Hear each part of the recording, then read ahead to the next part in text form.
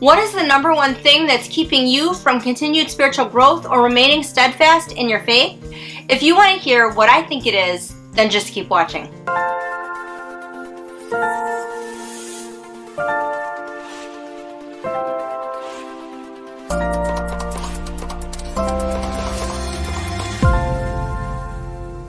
Hi everyone, welcome back to my channel, My Extraordinary Ordinary. My name is Danielle and I'm so glad you joined me today for another Faith-Filled Friday video where we're going to explore 1 Peter 5 verse 8 and we're going to talk about what I believe is the number one thing that's keeping you from continued spiritual growth and keeping you from remaining steadfast in your faith. So if someone asks you why you think it is that people stop growing spiritually or they don't remain steadfast in their faith, what would you say that you think it is? Is it because people struggle with outward sin in their life? Is it because people simply fall away and they renounce their faith and turn their backs on God? Well, all of these things I just mentioned will make it difficult for you to continue to grow spiritually and remain steadfast in your faith. They aren't the number one reason I believe that most Christians really struggle with this, and the number one reason I'm going to talk about today might really surprise you. Let's take a look at the verse that I want to study today, which is 1 Peter 5 verse 8. Here's what 1 Peter 5 verse 8 says. Be sober-minded, be watchful. Your adversary the devil prowls around like a roaring lion, seeking someone to devour. So as I was reading this verse, I was wondering why Peter chose to compare the devil to a lion, and that led me down a rabbit hole that I found quite interesting. Did you know that lions do the majority of their hunting when it's dark outside, either at night or in the early morning hours before the sun comes up, and lions will also choose to hunt when it's storming outside because the wind and the rain keep their prey from either seeing or hearing them. So if you've ever watched a nature show or maybe National Geographic where you've seen a lion hunt their prey, then you've seen them prowl. And when a lion prowls, it simply means that they know how to be stealthy. They know how not to be seen. You might have seen a lion, as I have on those shows, pause behind some bushes or maybe some trees, and they'll just stand there and wait, and they will intensely watch their prey, sometimes for what seems like a long time. They're very patient as they do this because they're waiting for the exact right moment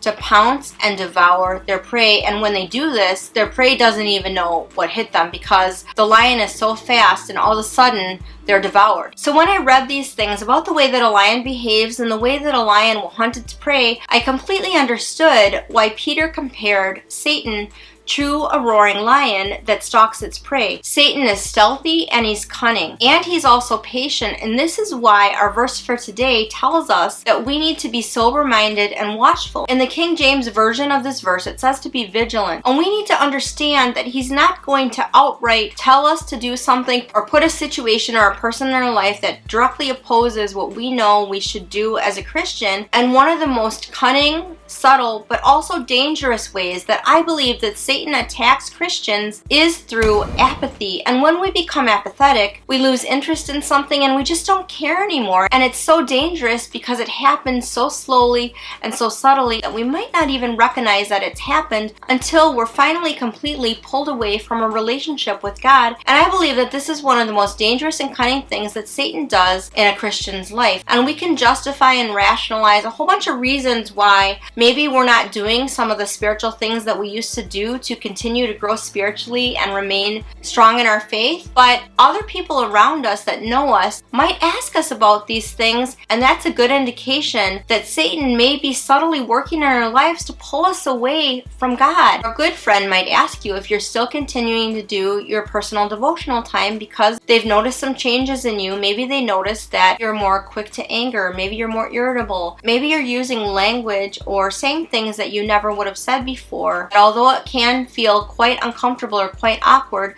someone who really cares about you and really loves you will bring this to your attention because they care about your spiritual growth and they care about the fact that you have a strong faith and a good relationship with the Lord. So if you notice this in someone that you love or care about who is a Christian, bring it up to them and talk to them about it, because maybe they just need some encouragement to get back on track and to get excited about their faith again and continue to grow spiritually and stay firm in their faith. So now that we know that apathy is one of the sneaky and cunning ways that Satan uses to keep us from growing spiritually and remaining firm in our faith, then how do we combat this? What do we do about this? Well, when I was talking to my boys yesterday, I said it's just like when someone starts to work out at the gym and they have to build their physical muscles. And in addition to exercise, if someone has some fitness goals and they want to become more physically fit or physically healthy, they have to work out and they have to exercise, but they also have to change their diet, eat foods that will nourish their body instead of foods that will cause them to become more and more unhealthy. You can choose to eat foods that will make you feel more energetic, or you can choose foods that maybe taste good in the moment, but they're going to leave you feeling sluggish and they're not going to do anything good for your body in the long term. And spiritually, the same can be said. If you truly want to combat apathy, if you've felt lately that maybe you're not as excited about your faith, or maybe you've let some things slide, maybe you're not going to church regularly, maybe you're not spending personal devotional time with the Lord every day and making that a priority, then you need to flex those spiritual muscles and you need to start spending more time with God. And one thing I told my boys that I think is a great thing to do is to look at the Bible app. The Bible app is a wonderful app that you can get, and I know a lot of you know what this is. There's a lot of devotionals on that app and a lot of things that you can read that are fantastic, but in addition, the Bible app offers a daily verse that also comes with a short video of someone who expounds on the verse of the day and kind of explains it a little bit, and then after that, that's followed by a devotional that you can read, and then the Bible app will prompt you to pray over the verse of the day and spend a little bit of time in prayer. It's relatively short, and I feel like it's relatively doable. Sometimes the issue I have with people that are new to exercise, new to the gym, they will not come in and work out on their own because they feel like, since I don't have a whole hour of time, it's not worth my time, so I'm not going to bother because it's not going to benefit me. And I always tell them that's not true. Something is always better than nothing. It's really important that you begin to build that healthy habit, and the same is true spiritually. Beginning to build the habit of spending time with God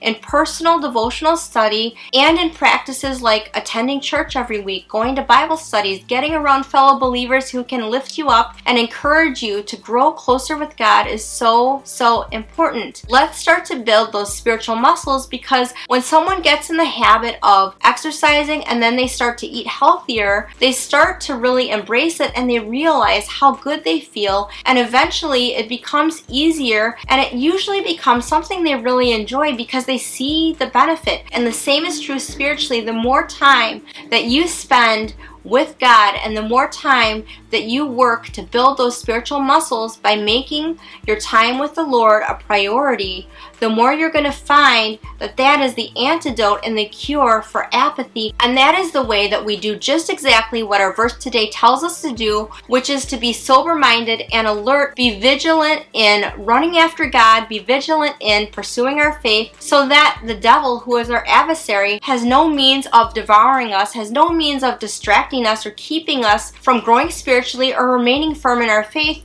because we are vigilant and we are not apathetic. We are excited and we are passionate to follow after Jesus and to grow spiritually. So I hope you enjoyed today's video. Let me know in the comments down below what you do to grow spiritually and remain steadfast in your faith. If you want to find out how you can participate with God more, then you want to watch the video that's going to pop on your screen next. Thank you so much for spending some time with me today. I look forward to seeing you in my next video. And remember to make your everyday ordinary life extraordinary.